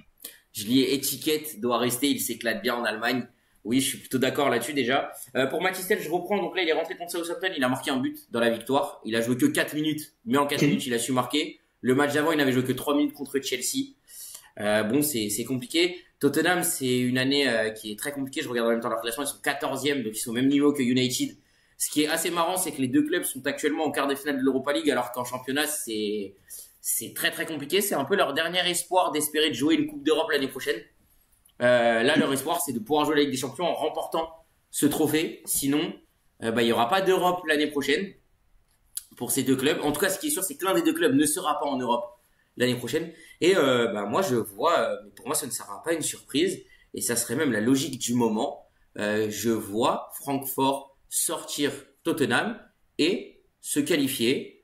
Pas tranquillement, encore une fois, mais ce sera une confrontation très mitigée, je pense, en termes de niveau.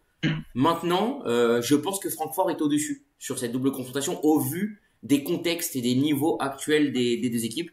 Et puis, moi, je vois bien notre cher Hugo Étiquette, comme l'appelle si bien Isaac, mettre 2 buts dans cette double confrontation, un à l'aller, un au retour, tranquillement pour permettre à son équipe de se qualifier. Voilà un petit peu mon point de vue sur cette double confrontation qui nous attend.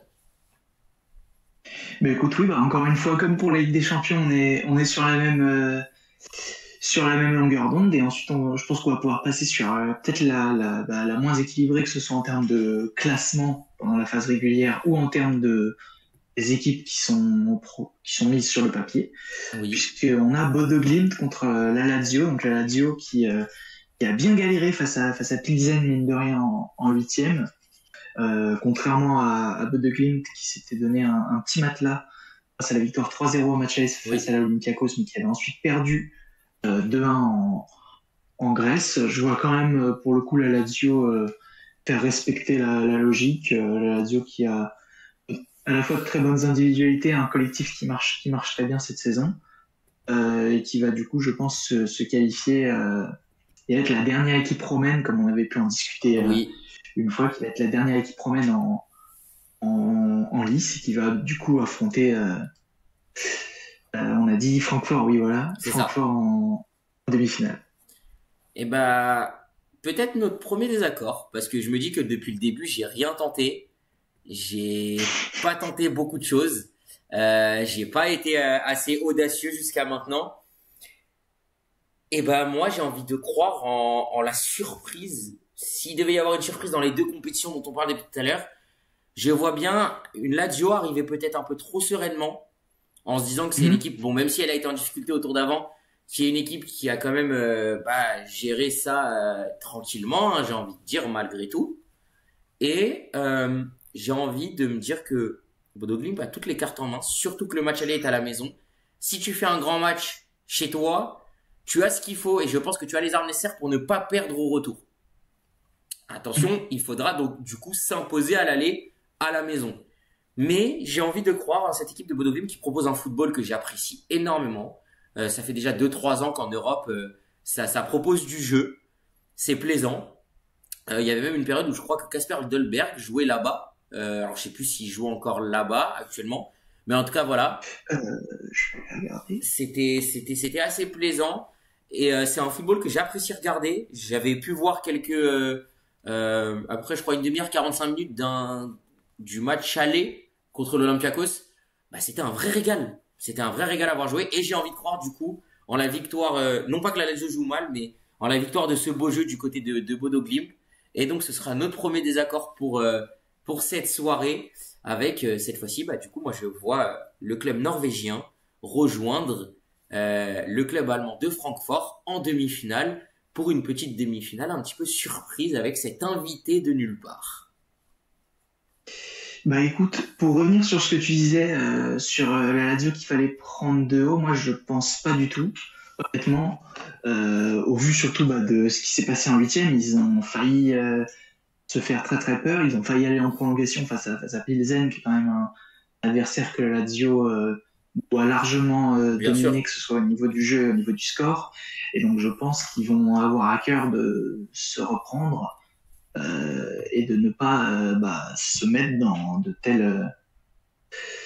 tels problèmes face à Bodo Glimt, qui en plus est une équipe qui quand même a un peu fait plus de bruit maintenant que Pilsen. Donc ils vont à la fois prendre ce match, je pense, plus sérieusement, et en plus mieux s'attendre et mieux connaître l'équipe d'en face. Donc je les vois, comme je disais avant, facilement, cette fois-ci facilement passer. Très bien. Ok. Eh bien, donc après sur la demi-finale, je suppose que tu vois. Alors, du coup, tu as Lazio Francfort. Est-ce que tu vois la Lazio continuer de faire respecter la hiérarchie ou tu vois Francfort surprendre cette équipe romaine? Honnêtement, je vois Francfort franchement solide dans cette compétition. On les a vus, ils ont fini cinquième de la phase régulière de Ligue, donc déjà dès le début ils étaient dedans et on sent que c'est vraiment, comme tu disais, au niveau c'est leur dernière chance pour l'Europe. Bon, ça l'était pas du coup au début de saison, mais là, maintenant oui ça l'est. Oui. C'est des compétitions dans lesquelles ils sont engagés depuis le début et je pense que s'ils arrivent à sortir Tottenham, un peu comme le PSG face à Aston Villa, ce sera un peu con de sortir face à la Lazio après avoir sorti Tottenham, on va dire, Oui. qui est un des poissons qui reste dans cette Europa League. Et du coup, je verrais quand même Francfort continuer son parcours et aller jusqu'en finale. Je pense que tu seras d'accord, je te laisse Oui, parce que moi, même si donner je ton vois avis. Bodo passer, alors je pense que du coup, ça ferait que le match aller se jouerait en Norvège. À revérifier ça, en tout cas, en fonction de toute façon, ça on en reparlera au moment des demi-finales aussi. Maintenant, il est vrai que je vois Bodo faire la surprise contre la Lazio, mais malheureusement, c'est un peu les belles histoires qui s'arrêtent en demi-finale. Je vois quand même Francfort suffisamment solide et aller s'imposer sereinement dans une double confrontation gérée et aller récupérer sa place en finale. De ce côté-là, maintenant, la question va être, où là, il va y avoir beaucoup plus discussion et débat sur la deuxième partie de tableau. Et donc forcément, même si ce n'est pas l'équipe que je supporte, on va se la garder en dernier, on va se garder la confrontation Lyon-Manchester pour la fin. Et je te propose qu'on passe peut-être à l'une des rencontres, comme tu le disais, qui est pas forcément la plus équilibrée, entre ce bon vieux club basque de l'Athletic Bilbao et des Rangers. Je vais te laisser du coup commencer. Et en attendant, moi, je vais Mhm. déballer un petit truc que je vais vous afficher tranquillement devant pendant que notre cher Nico parle. Voilà, j'ai sorti le drapeau. On représente les origines fièrement. Voilà. Mais en tout cas, je pense que vous avez compris moi qui je vois, mais je reviendrai en détail dessus. Je te laisse commencer. Et écoute, c'est une opposition qui, contrairement à ce qu'on pourrait penser, moi je la trouve assez intéressante parce que c'est entre deux équipes du top 8. De toute façon, il ne reste plus qu'une seule équipe qualifiée qui n'était pas dans le top 8 et c'est Bodo Glimt qui était 9e. Donc là, pour le coup, contrairement à la Ligue des Champions, la logique du classement de la phase régulière a été vachement respectée Oui. dans cette compétition. On a les Rangers qui se sont fait peur alors qu'ils avaient bien maîtrisé le match aller face à Fenerbahçe dans le fameux enfer turc Oui. dont on entend souvent parler. Et au final, ces deux équipes, Fenerbahçe et les Rangers, qui étaient censés bien dominer à domicile, et ça n'a pas du tout été le cas, ça a même été l'inverse, C'est ça. avec les Rangers qui ont attendu les tirs au but pour se qualifier, pendant que Bilbao a bénéficié d'une grosse connerie de Matt Hummels pour se Mm. qualifier au match retour, même si au vu de la physionomie qu'avait le match jusque-là, je pense que Bilbao se serait qualifié. Ok. Et dans ce quart de finale, je pense juste pour te faire chier, je vais pronostiquer les Rangers. Voilà. Pas d'argument ni de calcul, c'est juste pour juste histoire d'avoir un truc différent, quoi. Très Voilà. bien. Je comprends. Honnêtement, hormis peut-être comme je disais, et pour moi ça serait une faute pas professionnelle, mais en tout cas une faute de concentration, comme on connaît bien Bilbao, qui est capable de se trouer aussi. Euh, je me dis qu'avec ce qu'ils ont montré contre la Roma, l'objectif pour eux c'est la finale à la maison. On va être clair. Ils n'ont pas fini deuxième de la phase de poule pour rien. Je pense que Bilbao sera suffisamment solide. Alors, je vais juste vérifier l'ordre des matchs. Attention au match là-bas. Voilà, qui est d'ailleurs le match aller. Attention au match aller là-bas, parce que c'est peut-être le moment où tu peux te faire très peur et du coup te faire sortir. Entre guillemets, si sur la confrontation, il y a un match qui peut te faire éliminer par cette équipe, c'est justement cette confrontation à l'aller en Écosse. Maintenant, je vois Bilbao suffisamment solide. Je vois une équipe qui a quasiment assuré, bah pareil, à part Groucho qui s'assure la 4e place en Espagne, et donc qui s'assure de jouer la Ligue des Champions l'année prochaine, peu importe le résultat en Europa League. Donc ils vont pouvoir jouer cette compétition libérée en ayant l'objectif d'aller au bout à la maison, en sachant que du coup quand tu arrives, si tu vas jusqu'en finale, tu la joues à domicile. C'est-à-dire que tout est aligné pour que tu ailles au bout de cette compétition, à part si toi tu fais le coup. C'est un peu du coup ce qu'on disait avec le PSG, avec d'autres équipes et tout. C'est que là vraiment, j'ai envie de dire que surtout sur cette confrontation-là, leurs seuls adversaires c'est eux-mêmes. C'est un peu plus compliqué si tu affrontes des équipes comme Lyon, Manchester, de dire que leur adversaire c'est eux-mêmes, puisque tu as quand même du beau calibre en face. Là, le Rangers, je trouve que c'est peut-être un cran en dessous. Et donc, bon voilà, je sais que toi tu as dit le Rangers pour qu'on ait un avis différent. Mais du coup, même en étant le plus objectif possible, je vois malgré tout Bilbao suffisamment solide et un cran au-dessus se qualifier, non pas sans difficulté, mais faire respecter la logique. Voilà. Bon, après, je suis d'accord que Bilbao est largement favori, d'autant plus avec le contexte, comme tu disais, finale à domicile. Ça va forcément les galvaniser, ça les galvanise déjà. C'est ça. Franchement, le match face à Rome, dont je parlais juste avant, l'ambiance était folle déjà, et on sent que c'est vraiment un vrai objectif de jouer cette finale à la maison.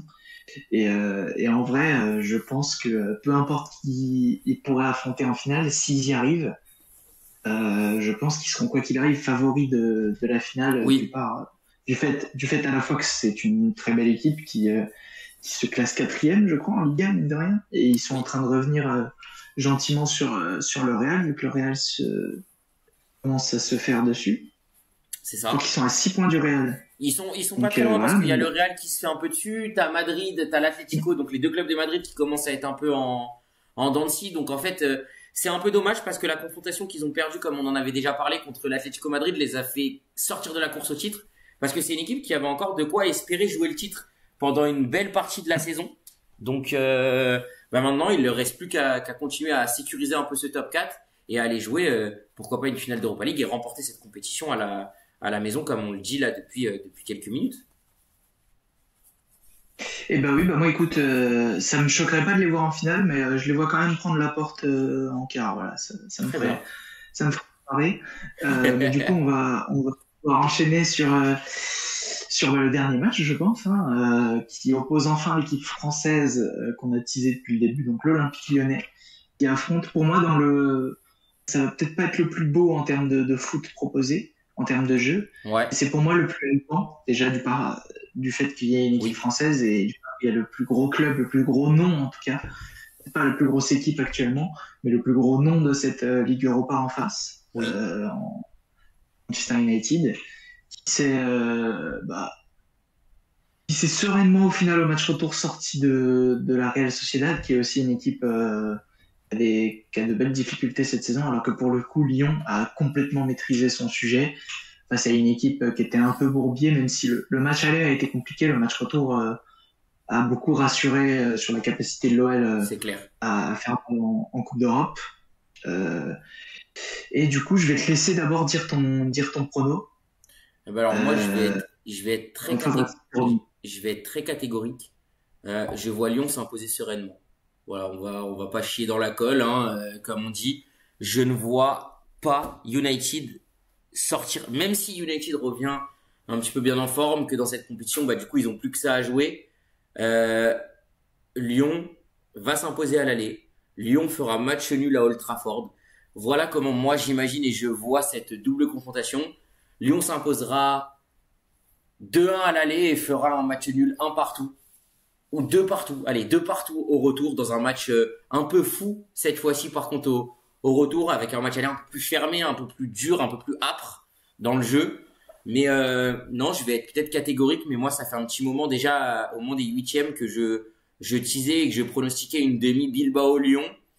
Donc je n'irai pas à l'encontre de mon prono. je reste véritablement sur Lyon. Alors moi, je voyais quand même Lyon affronter la Sociedad à la base, mais je vois malgré tout Lyon s'imposer contre Manchester United. Écoute, je pense qu'on n'aura pas du tout la même demi-finale de ce côté-là, parce que moi, ma balance pense plutôt du côté de Manchester United, parce que ce qu'on disait juste avant sur la Ligue des Champions, un des trucs très importants en Coupe d'Europe, c'est la gestion des temps faibles, et l'OL est vraiment pas terrible là-dessus. On l'a vu il y a 2 semaines face à Strasbourg, Oui, à totalement. où ils font une très bonne première mi-temps. Honnêtement, on n'a pas vu le jour. Ça faisait longtemps. Je pense qu'en 2025, l'OL, c'est l'équipe qui sur une mi-temps nous a le plus dominé. Oui. Et au final, ils arrivent quand même pas à marquer. Enfin, ils marquent, mais il y a hors-jeu, c'est refusé, etc. Et par contre, en deuxième mi-temps, c'est Strasbourg qui est revenu mieux et qui leur a complètement marché dessus pendant 80, Oui. pendant 80, pardon, Pendant 45. 45 minutes. Pendant 45 minutes, marché dessus. Et je pense que ça peut être préjudiciable face à une équipe qui, pour le coup, a plus l'expérience des Coupes d'Europe. Lyon fait longtemps qu'ils sont, mine de rien, pas allés aussi loin dans une Coupe d'Europe. Il y a pas mal de joueurs pour qui c'est nouveau, même s'ils ont toujours Tolisso et Lacazette qui sont revenus. La plupart des joueurs, eux, ne sont pas habitués à vivre ce genre d'émotion avec l'Olympique Lyonnais. Et je pense que ça peut leur être préjudiciable. C'est une équipe qui, pour le coup, a des leaders qui sont bien plus expérimentés là-dedans. Je pense à Onana Okaj qui a fait une finale de Ligue des Champions, Bruno Fernandes qui a joué pas mal de temps en Ligue des Champions aussi. Voilà, c'est les deux, même Maguire en défense qui est depuis longtemps à Manchester et qui a bien connu la Coupe d'Europe. Donc je verrais bien Manchester, malheureusement, c'est pas ce que j'espère, mais c'est ce que je vois arriver, éliminer l'OL. Ok. J'entends, mais moi je vais miser. Moi du coup, je vis sur la carte de l'insouciance. On a une équipe très joueuse, qui est assez jeune, qui a des cadres suffisamment solides, qui a un très bon mix pour moi. Non, voilà pourquoi moi je reste de l'avis de la qualification de l'Olympique Lyonnais. Je serais pas surpris non plus de Manchester United qui se qualifie. Mais donc oui, on a finalement sur cette compétition, on n'a qu'un qualifié en commun, c'est Francfort, le club allemand. Donc on voit tous les deux par contre aller en finale. Écoute, je te propose du coup de commencer par ta demi qui est surprenante non pas pour Manchester mais plus pour du coup le Rangers. Et donc je suppose que tu vois United aller affronter Francfort en finale. Et là-dessus quand même, je pense que le Rangers déjà en vrai si je suis parfaitement honnête, je pense que le Rangers passera pas contre Bilbao. Hein. Bien sûr. C'est juste histoire qu'on n'ait pas le même prono là-dessus. Mais du coup je les vois pas non plus passer face à Manchester. Je pense que Manchester va pouvoir maîtriser son sujet comme ils l'ont fait au match retour face à la Real Sociedad et que Manchester ira en finale de l'Europa League, voilà, et que ça leur permettra potentiellement de sauver leur saison et de retrouver la Ligue des Champions, ce qui franchement me ferait bien plaisir pour ce club qui connaît des temps vraiment très très très compliqués. Très bien. Eh bien, moi, du coup, je vais parler un peu de rapidement Bilbao-Lyon. Et même si c'était United, de toute façon, en tant que fan de Liverpool et de Bilbao, je ne pourrais pas me permettre, même si c'était Bilbao-United en demi-finale, de pronostiquer United. Hein. Ça irait totalement à l'encontre de ce que je supporte. Donc, on va être honnête. Moi, je vois malgré tout Lyon derrière risquerait du coup de jouer Bilbao au retour chez eux. Comme je l'ai dit, jouer Bilbao en retour là-bas, c'est pas le plus facile. Ça veut pas dire que tu peux pas passer parce c'est pas non plus comme on le dit, c'est pas Santiago Bernabéu, c'est pas Anfield, c'est pas ce genre de stade. Mais San Mamés, c'est un stade quand même qui a de la ferveur, qui a une très très grosse ferveur. C'est souvent, comme on le disait, un arbitre dans la course au titre en Liga. Les gros le savent, quand ils vont jouer là-bas, faut repartir avec la victoire parce que ça te donne un avantage sur tes opposants directs dans les différentes courses au titre. Très honnêtement, je vois Bilbao s'imposer dans la demi-finale donc contre Lyon, mais même si c'était United, et donc je vois moi une finale Francfort-Bilbao. Alors je m'avancerai pas sur le vainqueur de la finale parce que j'aurais du mal à le dire, mais j'espère que ce sera bien évidemment Bilbao. Pas surpris si finalement le club allemand venait remporter cette Europa League en tout cas. Oui, écoute, je te rejoins aussi, même si on n'a pas la même finale, c'est un peu compliqué là tout de suite déjà quand on connaît même pas les demi-finales encore, c'est Bien encore sûr. plus compliqué de pronostiquer un vainqueur, mais ça me choquerait pas de voir Francfort refaire le coup de ce qu'ils avaient fait il y a 3 ans, je crois, maintenant. Ça commence à dater, donc oui, ça devait être il y Possible. a 3 ans, quand ils avaient sorti le Marseille, qui ensuite était allé au bout de cette Europa League. Ça me choquerait pas, franchement, de voir Francfort une nouvelle fois titré dans cette compétition, mais Très je bien. pense que dans un match face à Manchester United, franchement, ce serait très très serré. C'est ça, c'était la Ligue Europa 2021-2022. Alors si je re-regarde le parcours de Francfort au niveau de la phase finale, donc qui était allé au bout. Alors je vais regarder. Francfort donc s'était qualifié directement, avait affronté le Betis, qui le Betis avait sorti le Zénith, avait ensuite affronté Barcelone en quart de finale avant de jouer West Ham, qui avait éliminé notre club, notre cher club lyonnais. Et ensuite, après Mhm. avoir sorti West Ham, avait gagné sa finale contre le Rangers. Voilà, donc on a Ah oui, ouais. deux équipes. On peut avoir un potentiel remake de la finale. Hein. On pourrait avoir un Rangers Francfort, mais ça voudrait dire que les Rangers surprendraient énormément de monde et iraient jusqu'à jouer la finale. C'est pas forcément ce à quoi on s'attend, mais en tout cas, voilà, comme tu l'as si bien dit, euh, même cette compétition nous propose de belles affiches. Alors pas forcément hâte de toutes les regarder, mais déjà à minima le côté Bilbao Lyon United Rangers c'est un côté qui me plaît parce que comme on l'a dit, même si le Rangers c'est peut-être une rencontre un peu déséquilibrée, c'est une équipe qui propose aussi du jeu. Donc je pense qu'on a de quoi se régaler dans toutes ces compétitions européennes. Je veux bien ton avis final sur l'Europa League avant qu'on clôture tranquillement.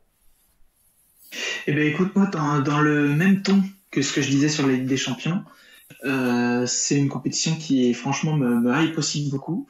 D'une part, grâce au match qui oppose Lyon à Manchester United, c'est toujours cool de voir une équipe française jouer un gros club, surtout dans une compétition comme celle-ci.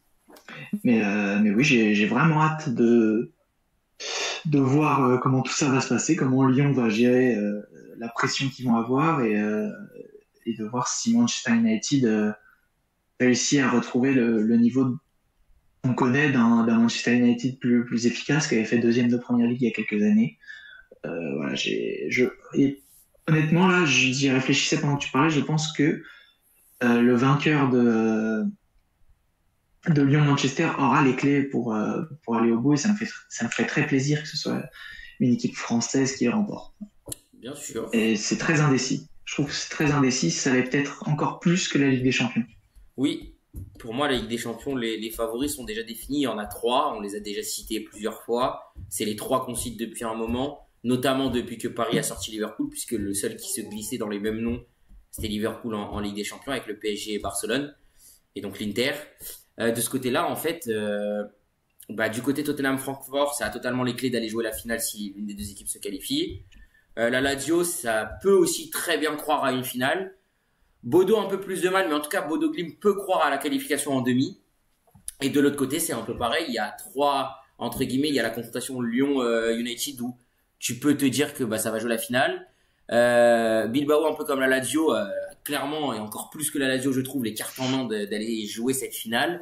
Et le Rangers peut aussi se dire que même si la finale peut être compliquée à atteindre, il y a de quoi passer et aller jouer une demi-finale. Donc, comme le dit Isaac, ça va être un poulet. On va vraiment se régaler, je pense, avec ces deux fins de compétition européenne. Et ben écoute, oui, on est d'accord là-dessus. Au moins, on est tous les deux hype. Je pense qu'on aura l'occasion de revenir là-dessus une fois que les matchs seront passés. Mais là, en parlant de matchs, il y en a qui sont en cours, dont on a parlé au tout début. C'est ceux de la Kings League en France. Du coup, là, je me le suis mis à côté. Là, c'est le FC Silmi de Domingo contre le 360. Alors, j'arrive pas à lire. 360 Nation, voilà. Ouais, 360 Nation. C'est les 3 joueurs pro. Ouais, c'est les 3 joueurs pro. Il y a Koundé qui est à l'écran, il y a Mike Maignan et il y a Tchouaméni ou Kamavinga, Oui, je sais plus, un des deux. Chouameni. Ouais, Tchouaméni, ok. Et donc du coup, je voulais avoir un peu ton avis sur l'arrivée de cette Kings League en France. On rigolait un peu avant le live de déplacer le live au samedi à partir de maintenant. Donc, j'imagine que ça te hype pas mal. Voilà, je J'aurais bien aimé avoir ton ressenti là-dessus. Non, bien sûr. Alors juste avant, on va parler rapidement. Il y a la Lazio justement qui vient de s'imposer à l'Atalanta en Serie A 1-0. Donc la Lazio se met en forme avant les matchs européens de cette semaine. United fait match nul à la maison contre City. Voilà, alors que Tottenham s'était imposé de son côté. Donc on voit un petit peu les formes du moment.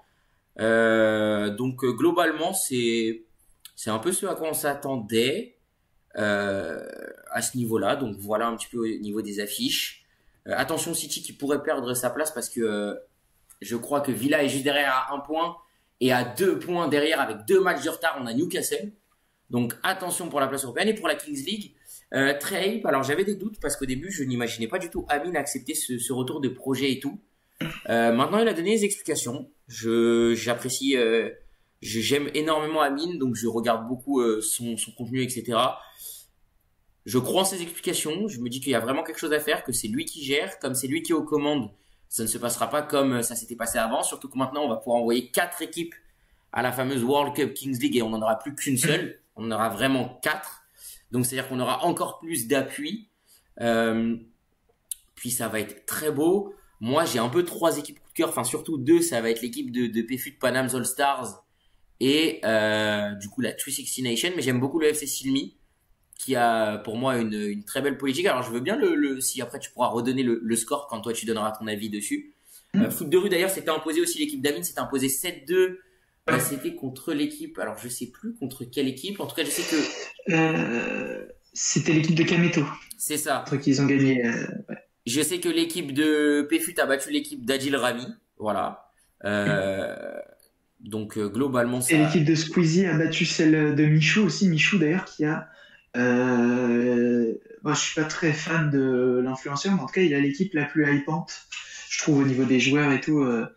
Non seulement il y a Djibril Cissé en coach, mais il y a aussi Paul Georges Ntep dans les joueurs. Donc ça m'a fait, j'avais oublié ce gars et ça m'a rappelé de très bons souvenirs hier de voir l'annonce sur Twitter qui ferait partie de l'équipe.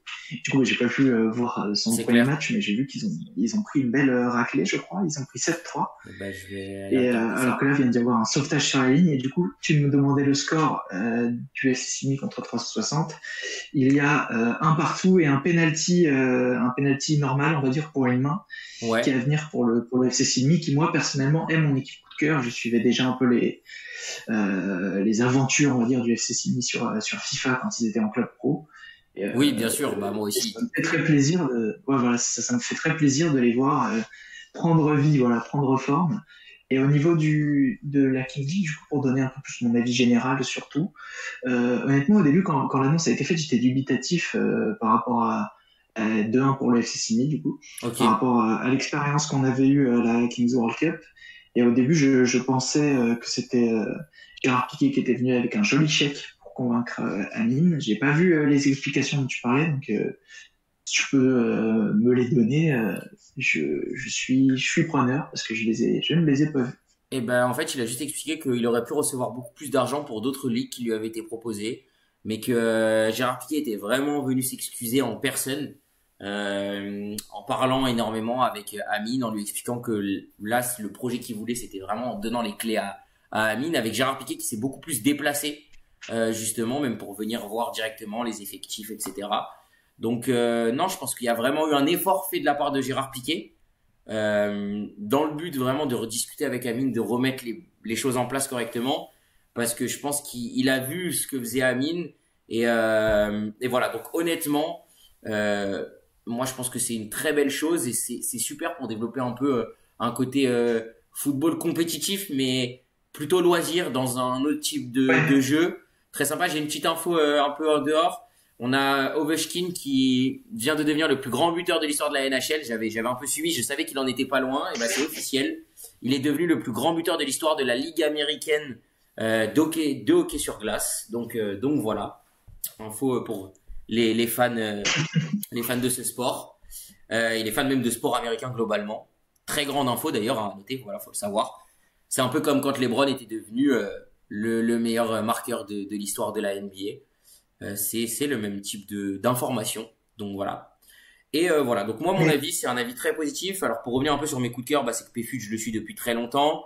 Domingo, comme tu l'as dit, j'ai suivi leurs aventures euh, mince, de Club Pro, voilà, Ouais, c'était sûr. sur Club Pro. Alors que d'ailleurs, pardon, je te coupe, en parlant de Domingo, il vient de réussir son penalty du président Très sur bien. un joli contre-pied, donc ça fait 3-1 pour le FS Ilmi au moment où on parle. Ok. Et puis après, bien évidemment, l'équipe 360 Nation. Pourquoi? Parce que dedans, il y a deux anciens joueurs des Girondins que j'apprécie énormément, qui sont présidents. Alors maintenant, pour l'instant, c'est ces choix-là. Je me laisse le temps de me poser devant la compétition, de regarder l'équipe qui me fait le plus plaisir et de revenir après avec un vrai choix d'équipe que je supporterai. Parce qu'entre guillemets, j'ai beaucoup apprécié le discours de Zach, qui est je crois, le commentateur du coup, de la 360 Nation, qui est le streamer affilié à cette équipe. Alors, je crois que c'était Zach, mais je suis pas sûr qu'il disait, vaut mieux choisir une équipe pour les joueurs que les présidents. Donc, j'attends vraiment de pouvoir regarder l'équipe qui me fera le plus plaisir à voir jouer. J'ai un léger penchant pour l'équipe de Squeezie, je trouve, dans la manière dont le jeu est proposé, surtout qu'en plus j'apprécie énormément le président.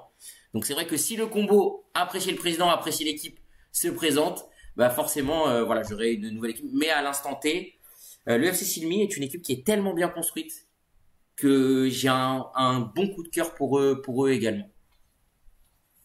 Tellement bien construit d'ailleurs que ça fait 4-1 maintenant. Juste le temps que tu parles, ils ont remis un nouveau but, donc ça fait maintenant 4-1 pour eux. 3 buts en 4 minutes. Très Il bien. démarre vraiment la deuxième mi-temps sur le chapeau de roue. Mais il y avait, voilà, c'était une petite question que je voulais poser par rapport à la NHL, l'info qu'on a eue. C'est moi, en tant que suiveur vraiment très très novice, on peut pas faire plus novice que moi, je pense, sur le hockey. Je connais deux trois joueurs. J'avais cru lire que Wayne Gretzky était vraiment intouchable dans tout ce qui touche au record et tout. Donc du coup, il a été battu. Ce mec-là, Ovechkin, c'est potentiellement son concurrent, on va dire, dans le débat du GOAT ou pas? Alors à ce niveau-là, je suis peut-être un tout petit peu plus que toi, mais je suis pas le plus grand expert non plus. Je pense que si Isaac est encore là dans le chat, Ok. lui pourra te répondre correctement parce que lui suit vraiment énormément. Moi, ça fait un petit moment que j'ai du mal à véritablement suivre cette ligue. En tout cas, oui, comme tu le disais, c'était un record qui paraissait imbattable. Donc c'est assez historique, c'est exceptionnel. Maintenant, débat du GOAT, je ne saurais pas te dire s'il rentre, mais je pense que ça doit être un peu une discussion qui doit se rapprocher de la discussion entre Michael Jordan et LeBron. Alors je vois niveau performance, oui. Après au niveau du palmarès de la Stanley, c'est autre chose. Donc je pense que voilà, c'est peut-être une discussion qui a l'air d'être, en prenant les trophées collectifs en compte, encore plus déséquilibrée Mhm. qu'entre Michael Jordan et LeBron James. Si je te faisais une comparaison un peu plus logique pour nous, c'est Ok. alors Isaac me corrigera sur la fin avant qu'on clôture, mais je pense que c'est comme si on comparait Michael Jordan tel qu'il est avec un LeBron qui, au lieu d'avoir 4 titres, n'avait que 2 titres. Je pense, Isaac me corrigera, mais en gros voilà, je pense que l'écart représentatif du palmarès euh, collectif serait un peu plus un écart similaire. Voilà, c'est ça. Donc il me dit oui, exact. Ok. Donc en fait, c'est comme si on retirait 2 titres à LeBron et qu'on tentait quand même la comparaison du GOAT. Voilà, c'est un peu cette comparaison. Donc je pense qu'il restera dans l'esprit de beaucoup en dessous malgré tout. Ok. Eh bien, Bon, je te propose bah, de ma question est répondue, ouais. très bien. Eh bien, je te propose de conclure et de dire le premier mot de la fin, comme on a l'habitude de dire ici, c'est devenu notre expression. Le premier mot de la fin et de dire bonne soirée à tout le monde. Eh bien, écoute, oui, comme pour le mot du début, hein, je vais pas être très original, je vais faire comme d'habitude, je vais rester dans ma zone de confort. C'était franchement une très belle émission, comme d'hab, on a pu parler de foot et tout, donc c'est toujours un plaisir de parler de ces sujets-là avec quelqu'un de passionné comme toi, et je remercie les gens qui étaient sur le live. Bah là, je pense à Isaac qui a bien participé Oui. parce que ça permet à chaque fois d'enrichir, on va dire, l'émission et son contenu. Donc c'est toujours très cool et j'ai hâte de pouvoir reparticiper au prochain numéro. Voilà. Eh bien, tu me transmets parfaitement la perche. Voilà, tu me la tends magnifiquement. Je reviens juste sur Isaac qui dit donc il y a plus un débat entre Mario Lemieux et Gretzky dans le débat véritablement du GOAT. Isaac nous embrasse, Ah bah, on les deux l'embrasse seuls que je connais. Ouais. également. Voilà. Et du coup, tu me tends la perche parce que tu dis au prochain numéro, vous aurez le plaisir de nous retrouver jeudi. Alors, petite annonce, bon, là, vous n'êtes que 4, mais de toute façon, vous le verrez sur les réseaux. Malheureusement, le live de dimanche prochain n'aura pas lieu. voilà, trop de complexité. Alors, enfin, on dit qu'il n'aura pas lieu.